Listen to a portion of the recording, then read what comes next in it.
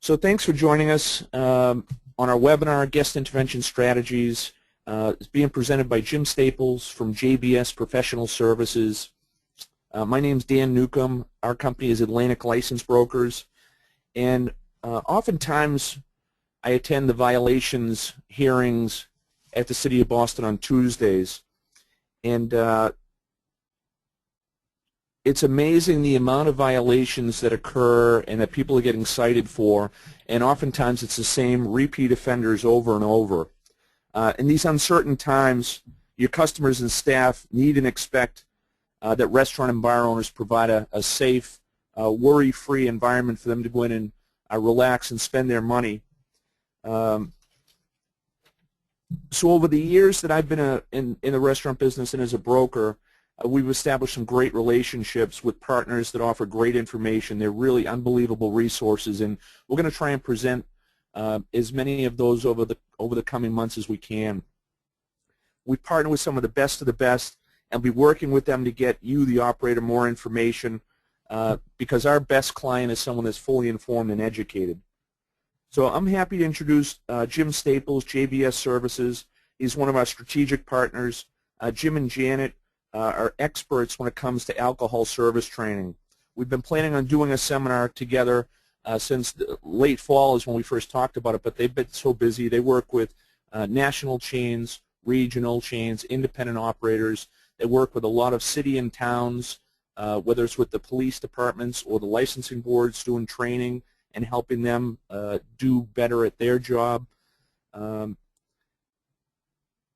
I'm really happy that he's here today. He conducts a lot of safe alcohol service. He's sought out as an expert witness by the top licensing attorneys. He's an avid bird watcher. He's as a investigator, private investigator. He sits around a lot with binoculars, and when he's not looking at clients, he's checking out birds. So next time you see Jim, make sure you ask him what his favorite species in the Northeast is. Jim's a key strategic partner with Atlantic License Brokers, and again, given the uncertainty we've had over the past 3 weeks, we agreed this was a great time to do this presentation. So this is really an overview. His one-day seminar is a lot more in-depth, but we want to get you as much as we can. At the end of the presentation, you may be interested in learning more, and we'll give you a way to understand that. So here's Jim Staples. Thank you, Dan. Good afternoon. My name is Jim Staples. I am one of the principals of J.B.S. Professional Services, and thank you for attending today. Guest Intervention Strategies is one of 2 training programs that J.B.S. offers. What we do with Guest Intervention Strategies is work with licensees, whether you're on an individual license holder or a national chain. Our whole purpose is to assist you in protecting your license. What can we do to help you protect your license, either from the loss of a suspension or revocation of your license? What we do is work with you on policies, procedures, and practices. What are the best practices for you as a license holder? What are the best practices for your staff? How to handle issues that will come up. All of that is done through your policies, your procedures, and the practices that your staff enables. What are the laws and the regulations? What's the state law regarding the operation of a liquor license premise? What are the state regulations? What are the local licensing regulations? If you're a national chain or a small regional chain, it's very important that you know all of the local regulations and when they're changing. As we're talking today, the City of Lowell is in the process of changing its liquor license regulations. So if you're a licensee in the City of Lowell, you need to know what those changes are and when they're effective. We understand very much the difficulties of compliance. We've worked for 9 years as an alcoholic beverage compliance consulting. Our clients very much have the difficulty of compliance, whether it's underage persons, sale or delivery to the intoxicated, or the always present disturbances, the illegalities, the disorders on the licensed premise. Our background, we've done enforcement for 17 years as a supervisor for the Alcoholic Beverage Control Commission. We've worked with licensing at the Alcoholic Beverage Control Commission. So what we offer you is a clear understanding of the difficulties of compliance.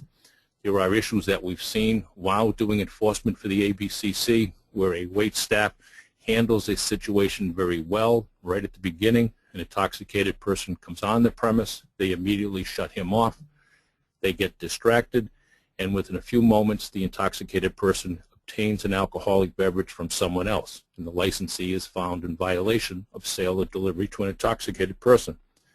We've been on the licensed premise numerous times in my 17 years checking identification. It's extremely difficult today with the sophisticated counterfeit IDs for your licensing staff to make sure they're not selling or delivering to minors.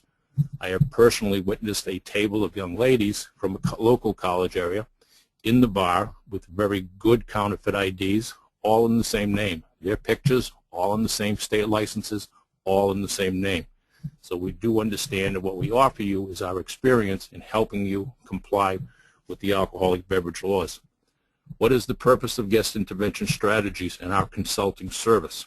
It's education. What are the best practices? How to assist you in engaging in best practices to avoid any violations. Company policy. You need good written company policy. What do you expect from your staff? How do you expect them to respond? Compliance with the state law. Compliance with local licensing regulations. Guest intervention strategy offers you the best ways to avoid violation hearings in front of the local licensing board, in front of the ABCC, or other licensing boards within your city or town. Three main issues that we've always seen either in experience with the Alcoholic Beverage Commission or in our consulting business. And it's the three main focuses of guest intervention strategies. Underage persons, anyone under 21 in possession of alcoholic beverage. Sale or delivery to an intoxicated person. What is the issue? How do you control it? What do you do with the intoxicated person? And the thing that every licensee will see is the illegalities on the licensed premise. Disturbances, disorders, assault and batteries, patron on patron, employee on patron, patron on employee. All of the issues you need to deal with and you are very much already aware of. We assist you with all non-compliance issues during the training of guest intervention strategies. Public safety should always be your number one issue. While everyone is interested in the return of guests and what service we provide in the hospitality end of our business, public safety should be the top of what your policy is. You need to protect the public, prevent issues that are going to embarrass you, and put your licensed premise in front page of a local paper after something of a negative happens. So you want to take care of that and avoid that. Guest intervention strategies. What are we preventing? Your staff from having a criminal activity. Assault and battery on patrons by your employee is what we hear about frequently, and we have for years. Personal liability lawsuits against you for injuries of patrons, guests, and other people. Closings from the local licensing board. How do you prevent being closed by the city of Boston or the city or town that you're in, either the entertainment board or the licensing board? How do you prevent that from happening? That's what we work with. Prevention is the reason for guest intervention strategies. What are the best practices? The first one we talk about is making sure your policy is in writing. Excuse me. Making sure your staff is trained and they are certified. One of the things Janet and I push very frequently with our clients is that the training should be everyone on the licensed premise. Bartenders, wait staff, the hostess stand. One of our clients that we teach monthly, all of the staff, whether it's the hostess, the bar back, the kitchen help, everyone is trained so everyone understands the difficulties in compliance and that they can assist you, the licensee, in preventing violations. The management oversight. After you've gone through all the trouble of writing the policy, doing the training, you want to make sure the staff is following what you've set in place. That's your management oversight. We're going to talk about the specifics for a few moments. Sale or delivery to underage. It is probably one of the most difficult things to be handling in this day and age of high-grade, very high-quality counterfeit IDs. The underage persons for all the college areas in the Boston area, the Amherst area, all have identification that's very difficult to detect. So you're looking to make sure they're not coming onto your licensed premise. We teach in our two programs, Safe ID Check and Guest Intervention Strategies, 2 questions. Can I see your ID, please, and tell me how old you are? The purpose is to protect the business. If you ask that simple question, how old are you, you will pass every sting that is put on by the state or the local enforcement agency. The person will present you with an ID, and unfortunately we've seen cases where the sting operation was done. The underage operative used their real, vertical, under 21 license, which said right on it, I'm 19 years old. The clerk asked for the ID, failed to ask for the age, and made the sale and was found in violation and failed the sting. It's very important that you make sure they're following the rules that you put in place. 2 easy questions. Can I see your ID, and tell me how old you are? We'll protect your business. Check the ID closely. Make sure the ID is being checked by the doorman, the waitstaff, the bartender. Make sure he's not just doing a cursory check just to fulfill your company policy. Watch how he does it. Unfortunately, in my history of doing enforcement, I've seen doormen check an ID. A young lady used it. It was a gentleman's ID. Clearly was a gentleman's picture, and she still got into the licensed premise. You want to make sure your staff is checking the IDs closely. The ID policy, what is required? The state ABCC has put in position that the ID policy is yours. You decide what IDs you're going to check, what IDs you're going to reject, what age you're going to check the ID. Our training program under guest intervention strategies is if they do not appear to be 35 years of age, you will be asking them for an ID. That's the policy that we suggest you do. The state ABCC shows under their website 6 acceptable forms of ID. And when they say acceptable, they mean if you're charged with a violation for sale, a delivery, permitting a delivery, or possession of alcoholic beverage on the licensed premise, there are only 6 forms of ID that you're going to be able to try and rely upon, what they call reasonable reliance. These are the 6 forms of ID. The mass driver's license, the mass liquor purchase ID card, the identification card, passports, the passport card, and the military IDs. Those are the 6 forms of ID that the state says you can reasonably rely upon to defend yourself against the charge of sale or delivery to a minor or possession of alcoholic beverage by a person under the age of 21. The identification card is now an acceptable form of ID according to the ABCC policy. The program we teach is Safe ID Check. Guest intervention is an extension of Safe ID Check. Guest intervention is additional 2 hours of defensive tactics, what the law is on assault and battery, and what other issues come up as a bouncer, doorman, and floor staff. I'm going to take a moment and back up a slide. We have a question come up. Someone is asking, when did the law change regarding ID cards being an acceptable form? That law and that identification card was made acceptable October of last year. If you go to the ABCC website, there is an extremely good memo there which explains what IDs are acceptable. This ID was added to that list, I believe, October of last year. So that ID is now an acceptable form of identification. Safe ID Check. In the training program that we do for guest intervention strategies, our training and our experience says the first thing you should be doing is getting the ID and scanning that document. The document should be run through a high-grade scanner to make sure the ID is real. Ask them their age. Make sure the person who's presenting you the document is 21 years of age. The feel. You want to make sure your door staff, your bartenders, your wait staff are holding on to the document and checking it for defects. One of the old methods of changing, take an expired document and alter the expiration date. Both the scanner and the issue of checking it will make the ID more verifiable. Examine. Our part of excuse me. Our part of the examination is to talk to the person. Make sure the person presenting the document to you. You can take a look, making sure facial verification, make sure it's them, compare the height, compare the photograph. At that point, after you've examined the ID, examine the person. Is the person suitable for coming onto the premise, and is the person suitable for being served alcoholic beverage? Is he intoxicated? Is he under the influence of drugs? Is there some other reason you do not want that person on your licensed premise? The intuition, trust your experience, trust your training.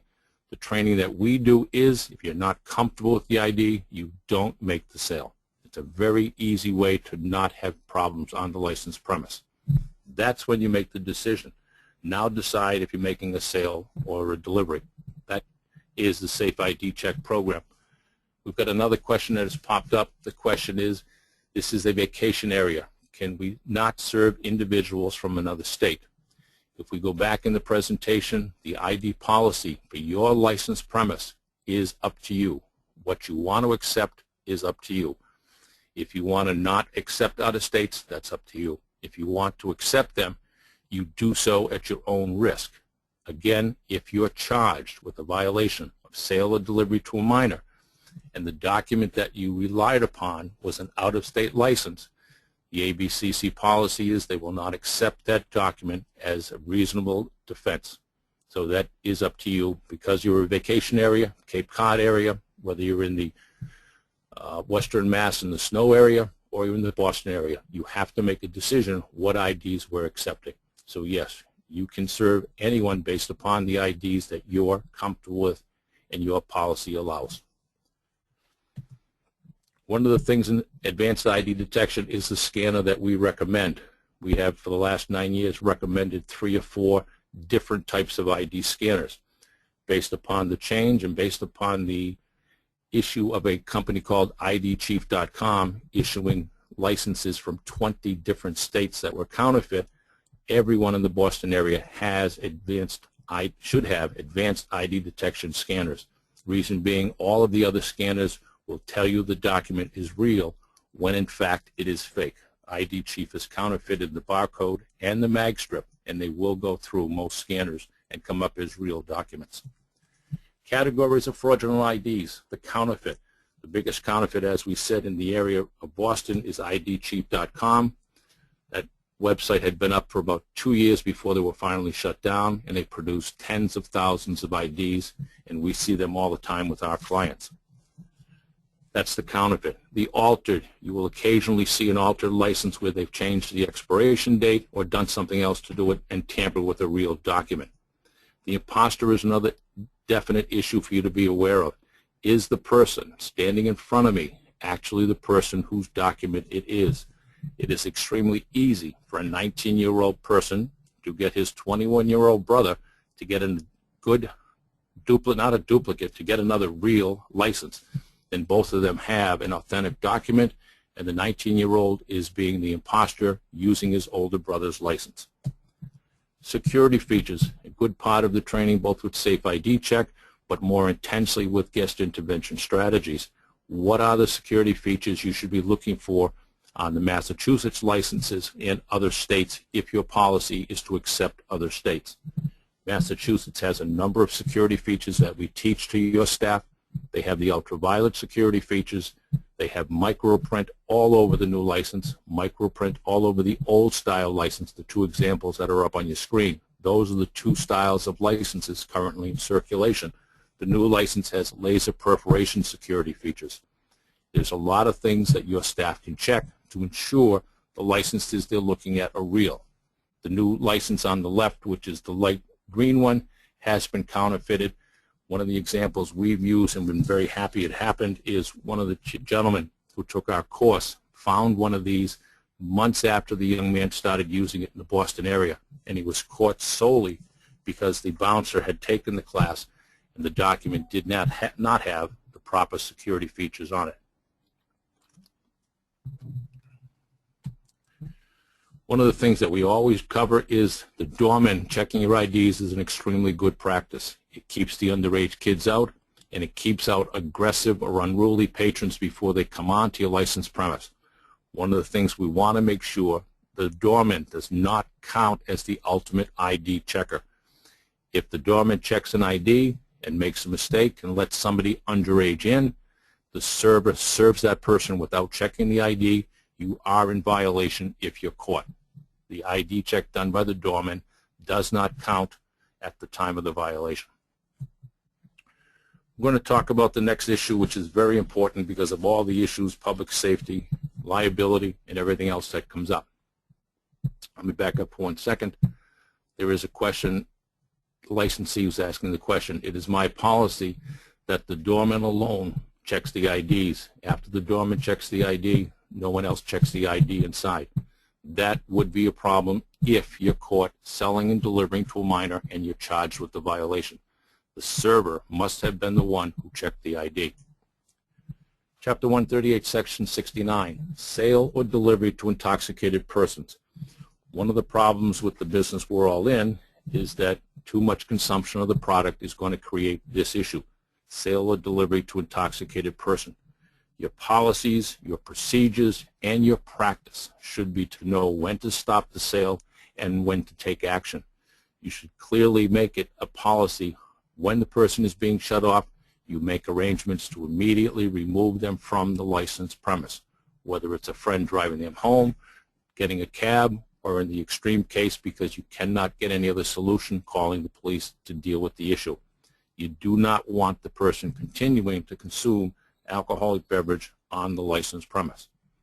One of the things that just popped up yesterday in one of the researches we do, it came out yesterday. It is a 2011 case. There's a $10.5 million verdict for a club where a patron left the club drunk, got in his pickup truck, backed out of the parking lot, and ran over another patron who was also drunk. That patron was killed. The settlement came out that I saw yesterday is $10.5 million. Next issue is whether it's intoxication or simply permitting a disturbance or a disorder.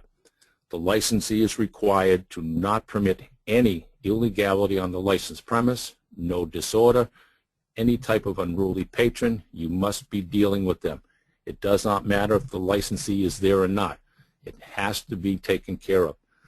The issue which came up, and it's the first time in my 30 years of experience, a war veterans club lost its liquor license. The ABCC revoked the license based upon the sale and use of drugs on the licensed premise. The other one in the recent case that we had worked on, the licensee had an issue on the licensed premise. The licensee's policies and procedures did not handle it well. The staff did not handle it correctly. It resulted in some injuries, and the jury awarded in excess of $4 million for not providing a safe environment on the licensed premise. That is a requirement of both the City of Boston and the ABCC, not permitting a disturbance or a disorder on the licensed premise. Who can enter your premises? One of the things in my experience with the ABCC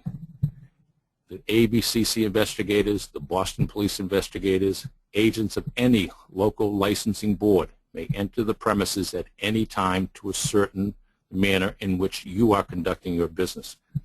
Part of guest intervention strategies, part of your policies and procedures should be to make sure everyone cooperates with the authorities when they come on the licensed premise. The licensee needs to comply with this. You cannot hinder or delay the licensee, the investigators on the licensed premise. Okay, we got one more question. If an employee is illegally using drugs on the property unknown to the employer, are we still liable? More of a legal question than I'm in a position to answer, but I'll talk from experience. If me as an investigator at the time at the ABC or as a private consultant now, we do private monitoring. If I'm seeing it, your staff should be able to see it.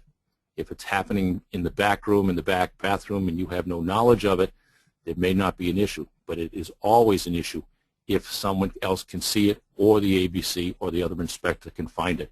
If I come on the licensed premise, find it, there's a licensee in Boston, I'm not sure if it was an employee or patron, someone was smoking marijuana in the restroom. The licensee was suspended for permitting the illegality on the licensed premise. So yes, you do have some exposure. Staff assault upon patrons. It's probably more than anything else what got us here to put this together with Atlantic. The issue of staff, how to properly handle your patrons. What are you going to do with them? How are you going to handle anything that comes up? The state law on assault and battery with a dangerous weapon. Under guest intervention strategies will provide you with a 20-page document from a Boston attorney which clearly covers what you cannot do, what assault is, what threats are, what self-defense is. It's a very clear document and will assist you, the licensee, and your staff in making sure they don't have the issue, which again popped up yesterday on our computer. 2 customers were assaulted by a bouncer. It was a $187,000 reward based upon a claim of a neck injury from being put into a chokehold. Guest intervention strategy works closely with your staff on what they can and they cannot do. The rules specific to Boston, if you're a licensee in Boston, and we threw this in here because of a particular case, again, we worked on with a client of ours. The client does monthly training with their staff, with their security, with their managers, bar backs. They train all of their staff on a monthly basis. An incident took place on the licensed premise, 2 patrons, no indication of intoxication, no indication of any dispute taking place between them. All of a sudden, one hits the other one with a beer bottle. Staff immediately intervenes.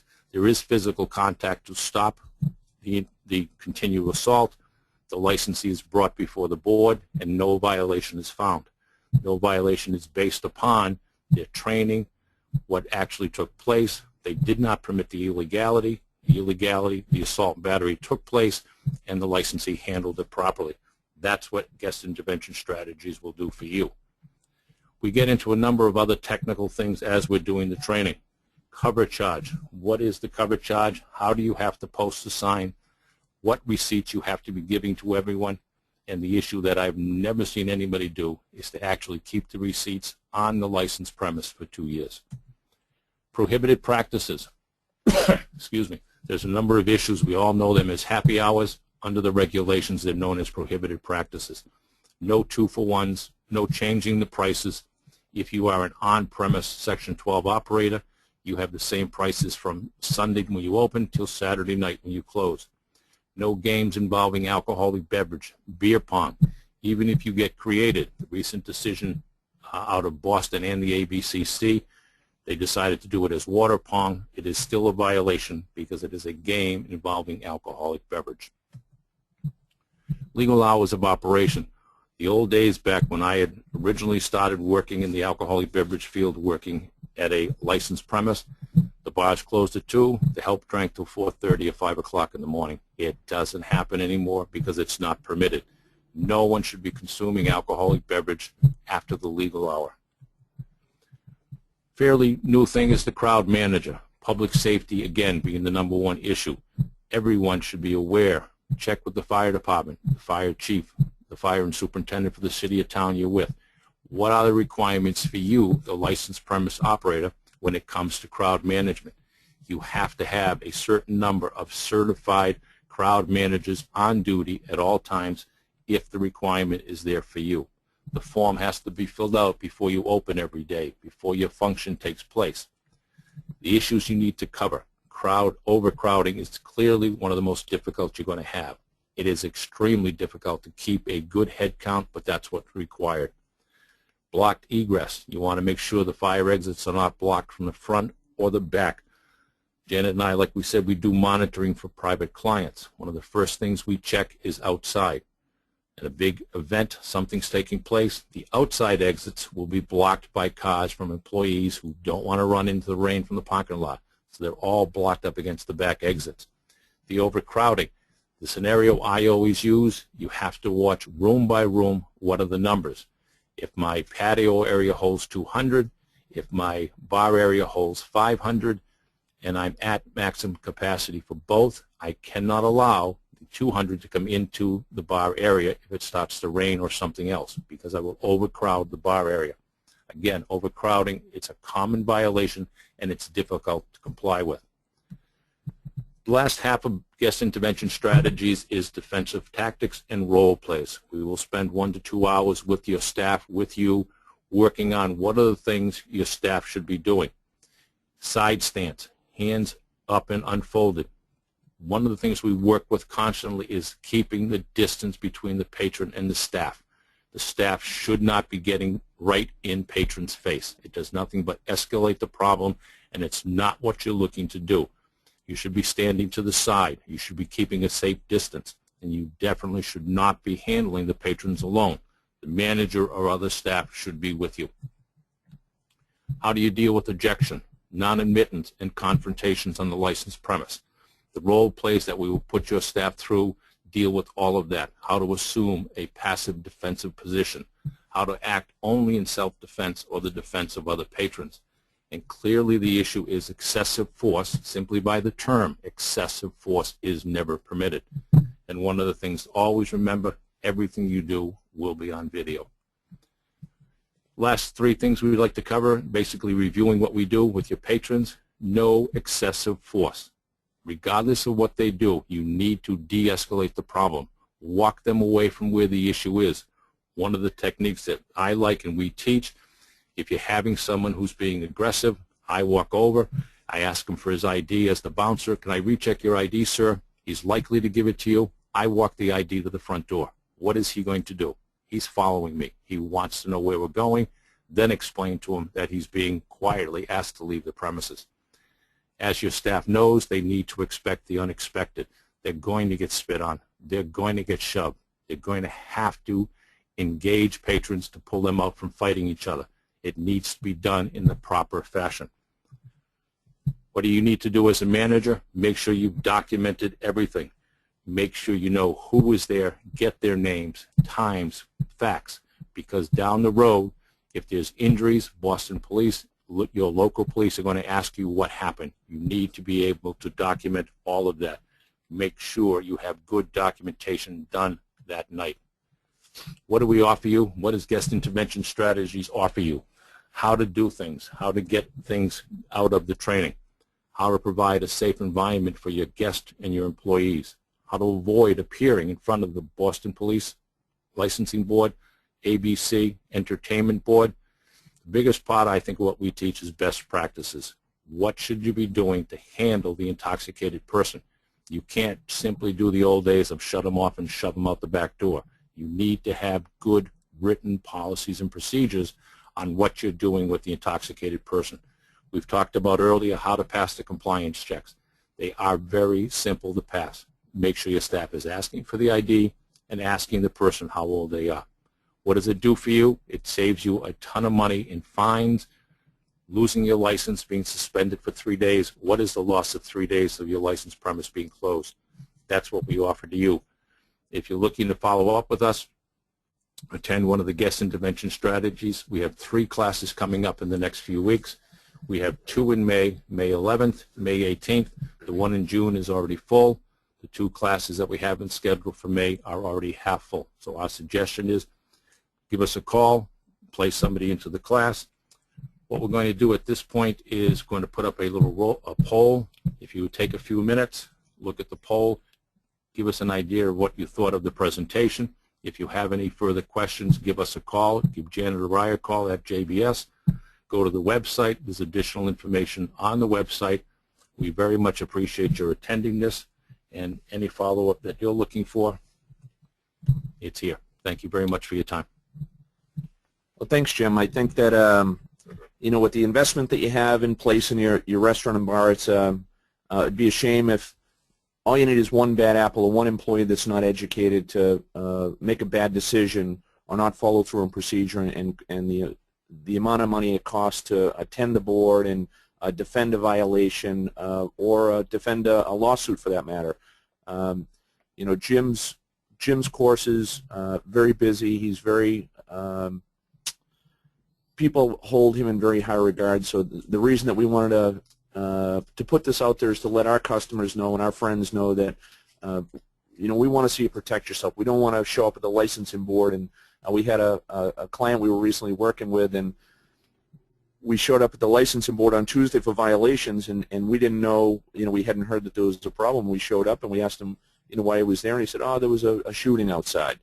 And it really puts a knot in your stomach. The amount of money, they have been in business for over 50 years, and just to have things go on, it's a shame.